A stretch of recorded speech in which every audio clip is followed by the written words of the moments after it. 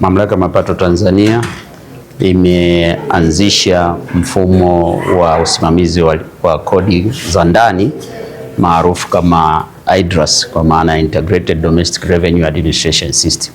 Mfumo huu umekuja kuondoa dhana ya uwasilishaji wa ritani kwa njia ya manyo, lakini unafungamanisha mifumo yote ya kodi za ndani, lakini pia unasaidia katika kufungamanisha taarifa mbalimbali zinazotoka kwenye taasisi mbalimbali za serikali.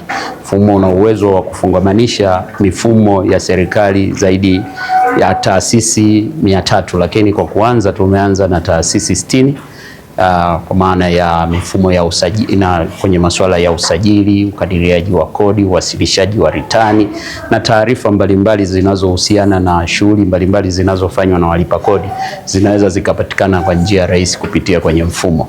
Kwa mfumo wa IDRAS ni kwa ajili ya kuchakata na kuweka taarifa za walipa kodi, na unatumika na wote, maofisa pamoja na walipa kodi wenyewe. Kwa walipa kodi wanaingia kwenye mfumo, wanawasilisha ritani, wanaleta maombi, wanaomba hati safi kwa maana ya tax clearance, na wana uwezo pia wa kuleta taarifa zao zote zinazohusiana na shughuli mbalimbali walizozifanya kupitia kwenye mfumo.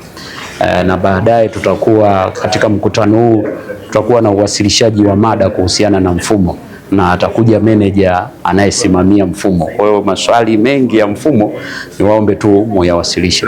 Naitwa Dr. Alphonse Doto Masaga, ni mkurugenzi wa kampuni inaitwa Alpha Associates Tanzania Limited, ni washauri wa kodi Tanzania, na leo tuko kwenye mkutano wetu wa mwaka wa AGM ambapo tunapata nafasi ya kufundishana na kuwafundisha washauri wa kodi hapa nchini Tanzania. Kasi ya washauri wa kodi hapa nchini ni kubwa sana, ina umuhimu sana. Sisi ni kama lubricant ili gari iweze kwenda, kwa sababu mshauri wa kodi ndiye anayeweza kumshawishi na kumshauri mfanyabiashara aweze kutunza kumbukumbu zake vizuri na aweze kulipa kodi stahiki. Wafanyabiashara ambao wanakuwa hawana washauri wa kodi, mara kwa mara wanajikuta wanaingia kwenye matatizo kwa sababu hawajui mbinu za kodi na hawajui ni kodi zipi zinazowasibu. Kwa hiyo mshauri wa kodi ni kiungo kati ya mfanyabiashara na serikali. Hivi karibuni Tume ya Rais ya kuhusu ushauri wa masuala ya kodi iliwasilisha taarifa. Mlishirikishwa ili kuweza kutoa maoni yenu? Ndio, tulishirikishwa na tunamshukuru sana Balozi Sefue amewakilisha hiyo ripoti, na mtasikia alivyosema kuna mabadiliko au mapendekezo 284, na hii inakwenda kuboresha sisi hasa watendaji wa washauri wa kodi. Kama hata leo mwenyekiti hapa mgeni rasmi amesema tunapunguza kuonana ana kwa ana na wafanyakazi wa TRA. Hata siku hiyo wakati rais anaongea naipokea, anatamani vile vile hata kama tukionana tuwe kwenye chumba muhimu maalum ambacho kinamulikwa, kina kamera. Hii yote inakwenda kuboresha. Kwa sababu gani? Kuondoa usumbufu wa mara kwa mara ambao tunakwenda kuongea na wafanyakazi na wafanyabiashara, wakati mwingine unaleta ushawishi ambao hauna maana. Mimi naitwa CPA Victoria Alex Soka, mwenyekiti wa chama cha washauri wa kodi Tanzania.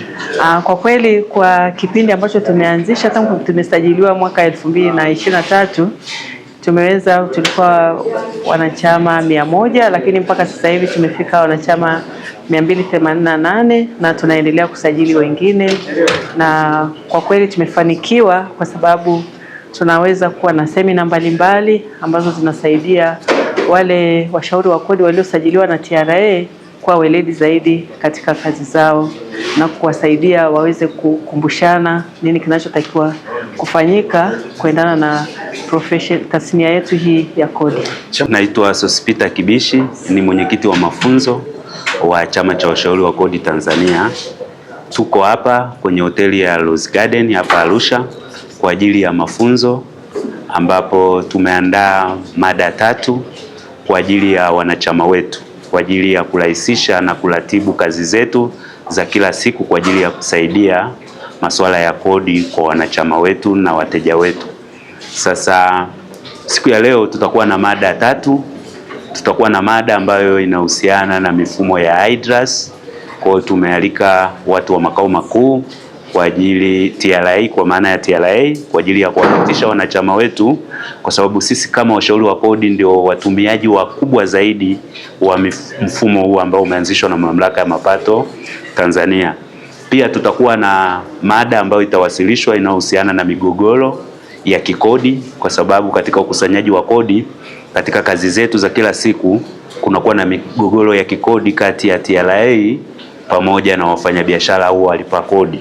Kwa hiyo tutaona njia nzuri za kutatua hiyo migogoro ya kulingana na sheria za kodi zinavyohitaji, na pia tutakuwa na mada ambayo inahusiana na digital economy.